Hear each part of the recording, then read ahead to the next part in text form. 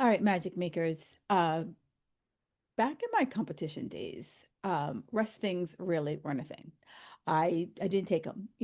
I thought, like some of you right now think rest is for the weak.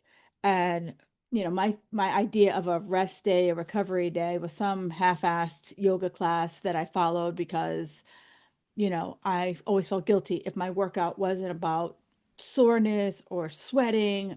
It wasn't a workout, right? And if I wasn't working out at least 6 days a week, doing a mix of cardio, lifting, probably a little bit of an exorcism, right? I would lose all my gains.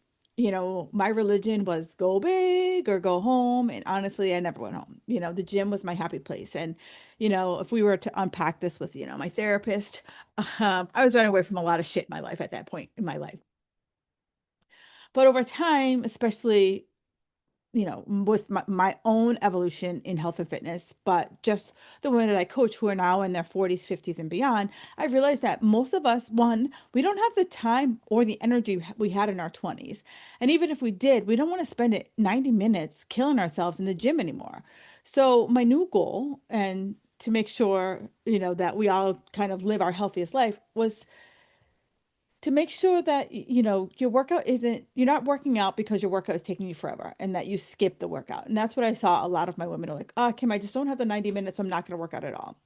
Right. So I just want to make sure that we kind of start to refocus what our workouts look like. And I started to like really think about like if I could get you in and out of the gym in an hour and actually get results, that would be a win. Because I get it, a lot of my clients, you're busy moms, dealing with aging parents, just don't wanna. That's my thing. I just can't see myself spending 90 minutes in the gym anymore. Um, so I was listening to a podcast, the Huberman Lab Podcast, and he was interviewing Dr. Bret Contreras, and you guys might know him as the Glute Guy. Pretty much on Instagram, but I think he has Facebook. But he is a overall personal trainer, but for the most part, he built his reputation on building quality glutes. And so as I was listening to the podcast, it really his message really hit me because he kind of came from the place that I did, and if you listen to the podcast, it's like a 3+ hour podcast. So it's more one of those kind of like I listen to it in like like an episodic way. Like I listen for an hour here and an hour there. But his message really started his message has shifted from the way he used to work out to the way he works out now to things that he does with clients. And I saw my own evolution in the things that he talked about. And it's pretty much what I preach inside my Fit Girl Magic Society, right? So, in the podcast, he broke down how do you train smarter, not harder? And I don't, you know, I don't mean this that like in a you if that brings you joy and you have the time to spend that much time in the gym, great, absolutely. But if you're feeling like this is how you have to do it, I just want you to kind of listen with an open mind, right? Listen, my one of my favorite words is curiosity, right? Listen with curiosity so that, and then also if this kind of seems interesting, have the courage to actually lean in and give it a try. Um, and we're talking about like how science and how we talk about how actual science and how much lifting you really need, and when you just need to sit on your butt and recover. So this podcast, I'm going to blend, things that I've been doing, things I've absorbed from this podcast, and just kind of like how do we create this like well-rounded fitness routine. And the first thing I want to really break down is that myth of more, right? I was like raising my hand super high. I was so guilty of it, right? Like, more is better, harder is better. And Brett talks about this thing called maximum recoverable volume. And I really like that term because it's basically how much can your body handle before your body's like uncle and gives you the middle finger. And I think about, there are, and I was again guilty of this too. I still see clients who are chasing that. If I am not sore after every workout, it sucks. If I am not like, leaving the gym with like my knuckles dragging on the ground because I beat the shit out of myself, did I even work out? And many of us ladies think that we are not doing enough, but when reality, we're doing too much, and we never let our bodies catch up. And now some of you will be like, oh, so that means I have to like work out on a Monday, rest on a Tuesday, work out on Wednesday. No, not necessarily. It's really you looking at how close to failure are you coming with every single workout? I have had clients who be like, I must lift, if we're doing 3 rounds of 10 reps, people saying, I must lift every 3 of those, that 10th round, the 10th rep must feel like super failure. And then we have others where, we're like, okay, but what's your maximum recoverable volume? Is it like feeling like when you get to like 8, you still can do those 2 reps with like good form? Or is it like truly maxing out at that 10? And what I know is that you don't grow in the gym. You grow from what you can recover from what you did in the gym. So if you're lifting 5 to 6 days a week, plus cardio on top, plus if you're someone like me who is teaching on top of that, and wondering why your body feels like trash, wondering why you're always craving, I think I found your answer, right? So Bret talks about even missing a few workouts or taking a deload week isn't failure. It's a strategy. And, I have several friends who are strength and conditioning coaches, and they work with either professional teams, or they work with elite athletes. And so they will have, typically, you'll have like a 12-week program schedule, right? And so they will do where they kind of start to build up kind of in a bell curve. They'll start to build up the reps, they'll build up the weight, they'll build up the sets, and then they start to come down the reps sets. And then even to a point where in a deload week, either they're just kind of doing body weight mobility conditioning, or doing like less weights, and then they start back up and again into another 12-week cycle. And for you, even if it's like taking a few days off, even if it's taking, going on vacation and feeling like, I don't have, maybe you're somewhere where you don't have access to it, or maybe you're just hiking and that's okay, or you're just, getting your steps up, we're letting your body like recover from all the pressure that we put underneath it. And that way we can come back stronger versus always feeling like we always have to go harder, harder, harder, harder, right? So we're letting our body get stronger by backing off. Wild concept. I know, because like most of the women listening here, or you're like me, like we're doers, right? I want to like feel like I am like, conquering, feeling like I am crushing all the things that I can crush. And then Brett reminded me how easy it is for us to make like um things really complicated, right? I can scroll right now on any social media platform and you'll see someone doing a lot of wild ass workouts. But we don't need to be wild ass workouts for us to really feel like we are getting something done, right? We don't need that at all.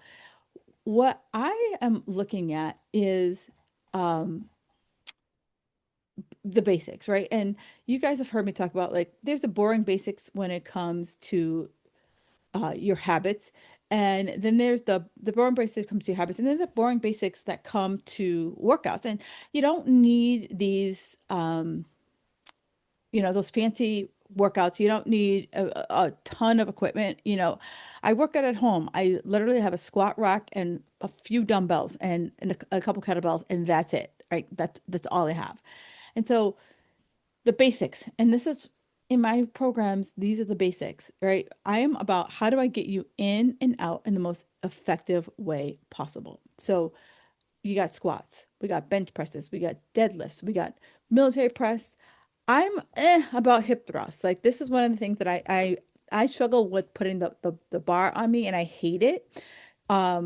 But I do find other ways to give myself an alternative to those hip thrusts and rows, right? These are the 6 moves, and They're timeless, they're powerful, and they're always performing. And if you're listening, if you're someone who is a beginner, like you're like, yeah, I know I need to strength train, 2 full body workouts a week. And then if you're more experienced, aim for at least 3 full body workouts. And one of the things that I know that I do in my programming and what Bret does in his programming is that in my programming, I will give you, depending on the month, we'll do an upper body, a lower body, and then we'll do a full body.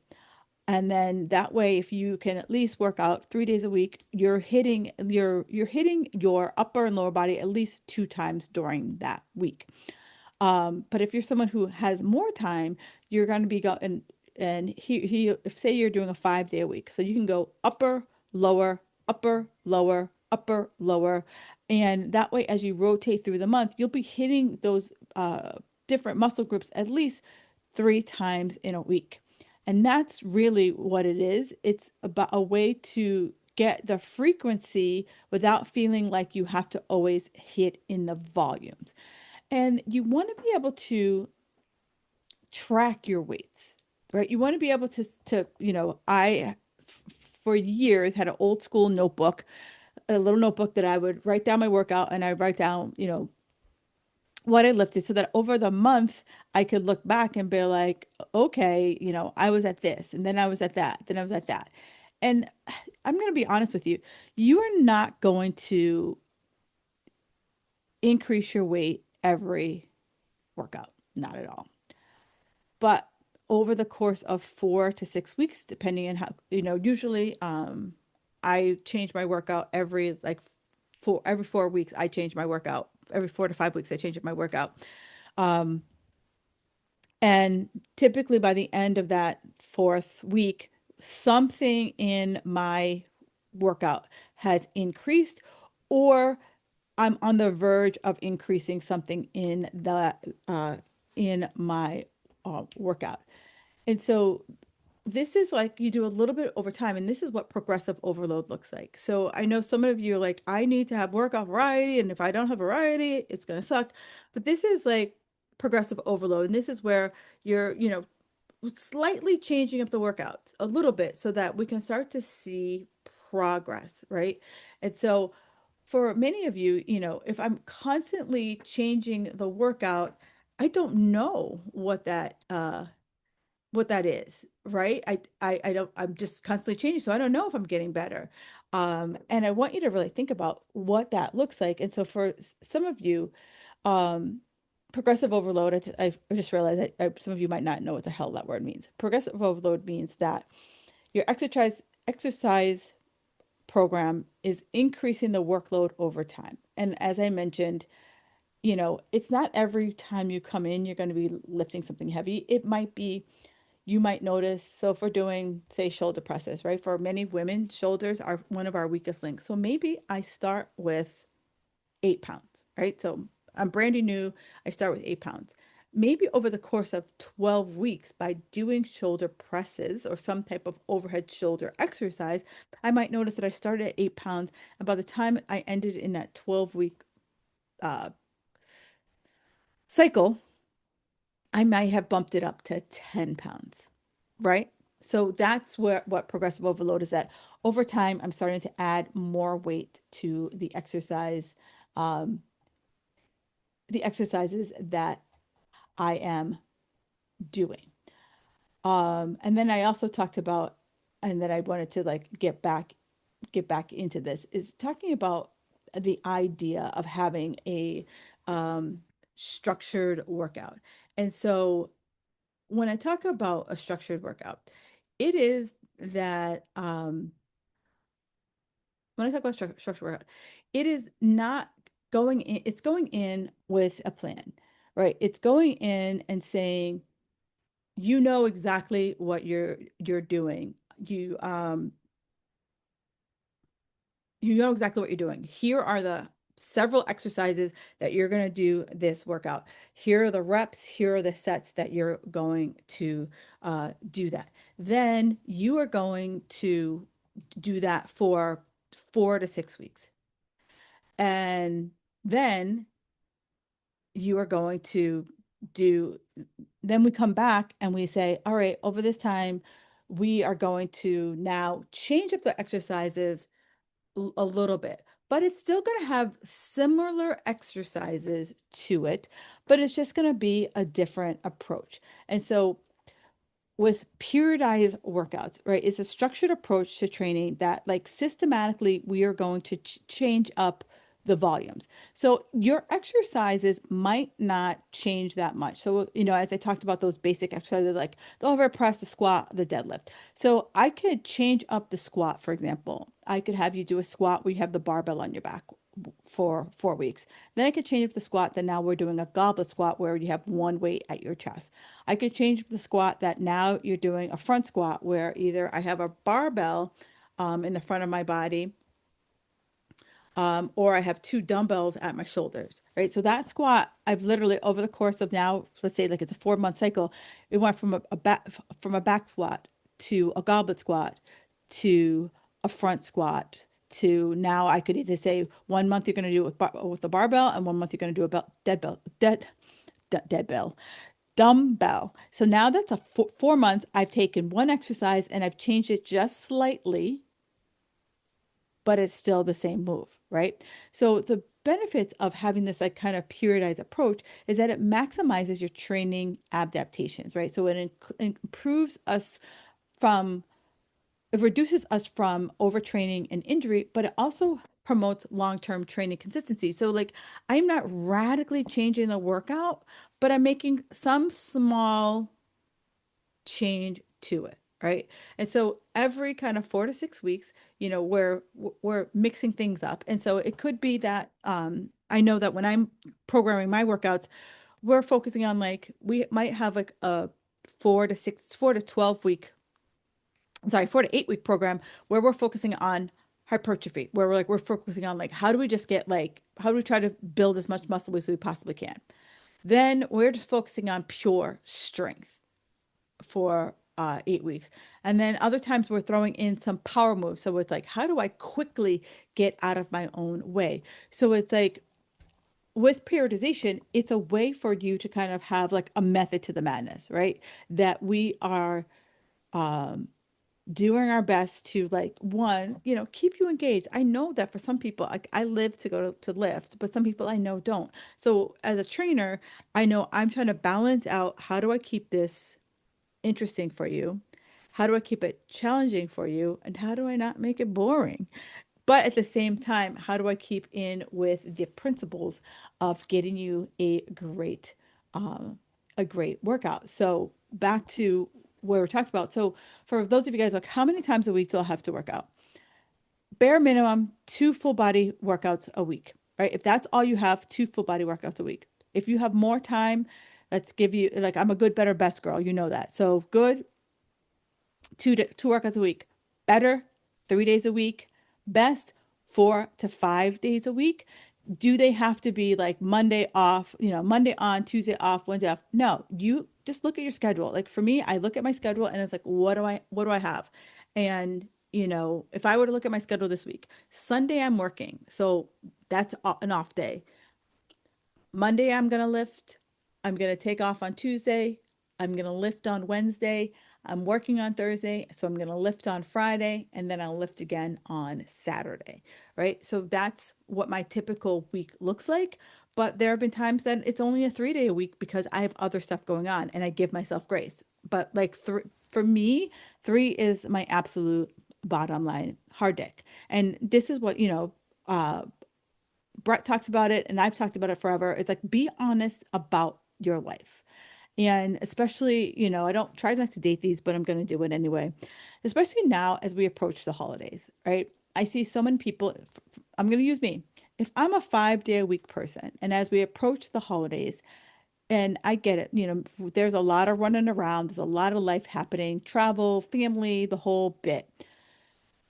If I keep telling myself, I got to work out 5 days a week, I got to work out 5 days a week, and I continually not have the ability to work out 5 days a week, and maybe I don't have the ability to work out 2 days a week, and old Kim would have been like, that's not good enough, Kim. If you can't work out 5 days a week, you just shouldn't work out until January when you can work out again. But this is where I'm asking you to just be realistic about your time, right? Let's zoom out now so that we take the pressure, we take the stress off of ourselves, and we say, okay, what do I got for time? How much time can I actually give to this? Because I remember when I was in the gym and, I would meet with a client for the first time and I'd be like, all right, Susie, I'm looking at your assessment here and it says you can work out 6 days a week. That's great. Do you work? Yeah. I'm like, do you ever have one of those like last minute boss drops something on your laptop? Do you ever have to like go home early for a doctor's appointment or a kid's obligation or anything like that? Like, yeah, yeah. And then I'm like, okay, so then let's just break this down to like realistically, how many days a week? And usually most people can give me 2 to 5 days a week and still stay interested, right? Because I remember back in my competing days, my last show was typically the Saturday before Thanksgiving. And then I would come home that week and I would be like, I'm taking this entire week off, which, a week off isn't going to kill me. But that week always snowballed into another week because my workouts and my drive were so intense that I just like, I couldn't see myself in the gym because I was like, in my mind, told myself how things had to look. And they didn't look that way for me. So this is years of working on my mindset to get to the point where I'm like, in the schedule that I'm at, I'm able to be a little bit more flexible with myself. I'm able to like kind of talk myself off the ledge when I get into these like deep spirals. And Brett talks about it as well, like, really being honest about your time because most of us make a plan like we live in a fantasy world. Like I always hear people like, oh, when things slow down, oh, when this happens, when that happens, like here's the thing, like life is never going to slow down to the level that we want it to. And if it does, guess what? We're going to find a way to fill that time with something else. I want you to think about Rona times. We had all the time in the world. Did we build a healthy practice around workouts? No. They sold a shit ton of Peloton bikes, but how many of those Peloton bikes are now in Facebook Marketplace? All right, how many of those, if we were to like pull up their Peloton account, how many of those Pelotons have been used in the last 3 years? How many of those Peloton bikes have they hit 100 workouts? I'm not saying this to shame anyone. I want us to be real. I want us to be honest about how much time that we can take out, and know that if we say we're going to hit the gym 5 days a week, we're going to do yoga on weekends and meal prep like Martha Stewart. And then by like 2 days in, you're like, this sucks. I want us to get out of that cycle. I want us to get out of the like all the things cycle and then slowly get us back to like, okay, what's sustainable? You know me, I like to work the reps, right? What is realistic? What can you truly get excited about? What can you plan for in your life, regardless of what's going on? And how do we make this sustainable so that in it's not instead of 2 days are great, but then 20 minutes at home are fine. But I want us to think about like ugh, blah blah blah. I want us to think about it like this. 2 to 3 days a week, it's great. If that's all I have, like pat on my back, yay, I'm being consistent. If it's only a 20-minute workout and it's at home and all I got is soup cans and a water bottle, great. And it's not about perfection. It's about what can I be consistent with? And that is what I'm always sharing with the girls in my Fit Girl Magic Society is that like consistency beats intensity all the damn time, twice on Sunday, and so forth. So, so many of us want to, figure out what's the thing to do. So we talked about, I just want to like recap. So we talked about how many workouts? 2 days, full body, multi-joint exercise. Maximum gains, at least 2 to 3 days a week. You're doing 3 sets. We're doing progressive overloads and we're tracking our weight. If you have the 5 days, we're doing a lower, an upper, a lower, an upper body switch. And then over the course of our kind of periodization, we're shifting our focus. So maybe one month, and I know I do this in my workout. So maybe one month we're focusing on shoulders. I love shoulders, by the way. I absolutely love shoulders. We're working on shoulders.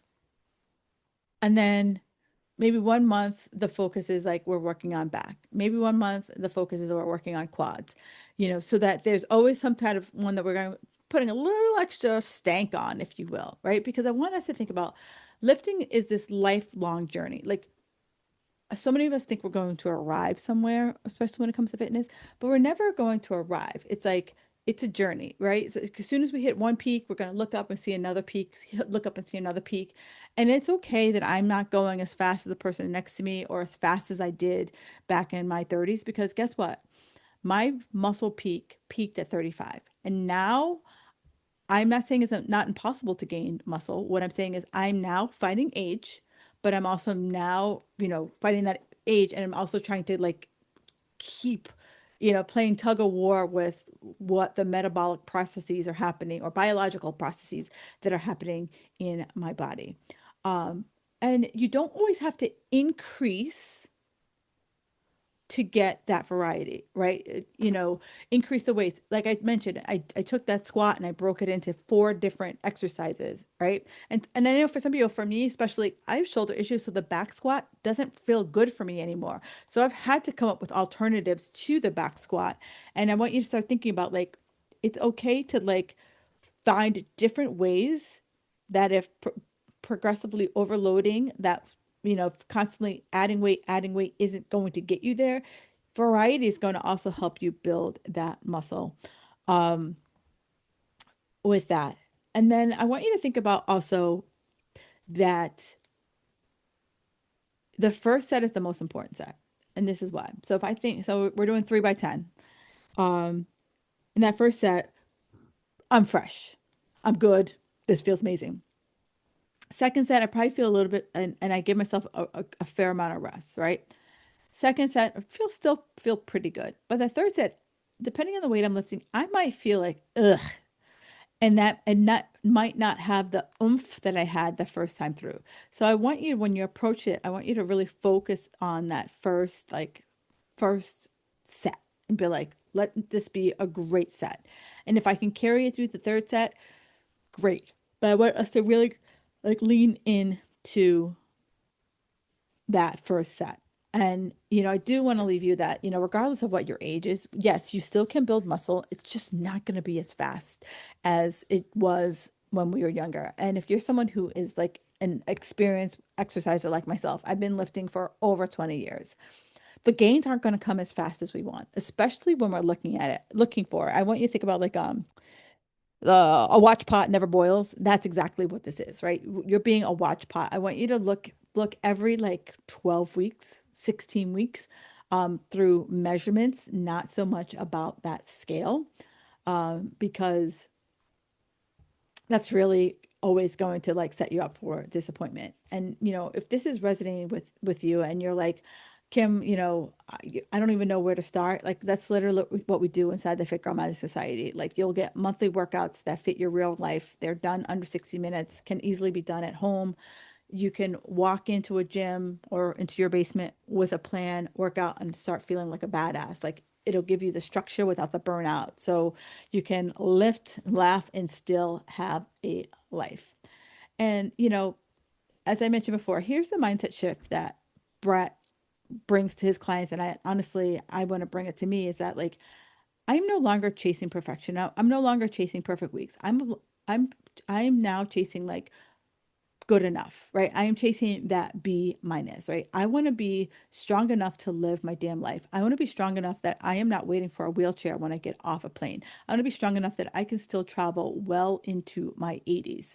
Um, Dr. Peter Atria, he talks about longevity. And one of the things he says is that for many people, if you're not currently focusing on it, when you hit 75, you're going to hit a cliff. And that cliff is going to be really impossible to come back from.